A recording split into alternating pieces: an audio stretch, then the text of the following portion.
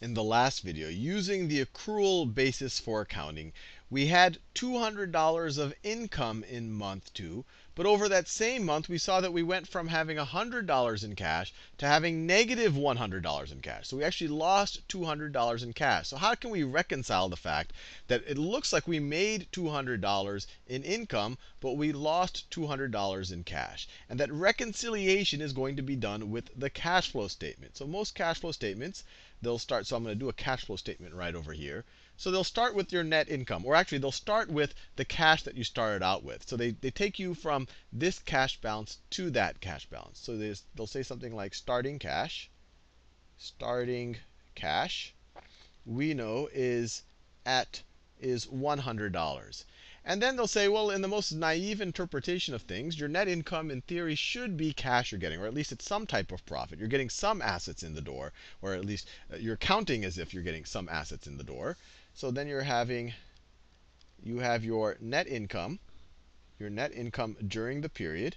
And here we'll literally just take whatever is reported from the income statement. So over there we get 200 net income. And now we have to do the reconciliation part, because if this was all cash that you were getting, then you should have $300 in cash at the end of the period, which we clearly don't have. So we have to reconcile by looking at the changes in different things on the balance sheet. So over here we have a net change in accounts receivable. So we have an increase in accounts receivable.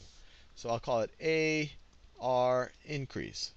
AR short for accounts receivable, just to save some space. So let's just think about it. When you have an increase in accounts receivable, you're kind of letting people owe you money. You're letting people owe you $400. If you didn't let them owe you, that would have been cash. So you're kind of pushing back the time that you're getting cash. This is $400 that you didn't get, that maybe you could have gotten if you didn't allow, I guess, this person to delay when they paid you. So an increase in accounts receivables is actually less cash than you would have otherwise gotten. So this is negative 400 for your cash flow. And we had no other changes. I don't even address accounts payable here. That's essentially pushing back owing people, paying other people, paying your vendors money, but I don't even address that in the previous example. No other changes in our liabilities. So this is the only adjustment we make. And so if we do this, and sometimes this will be called a use of cash, or subtraction from, or there's different ways that it can be phrased in different contexts. But over here you'll have your net cash from operations.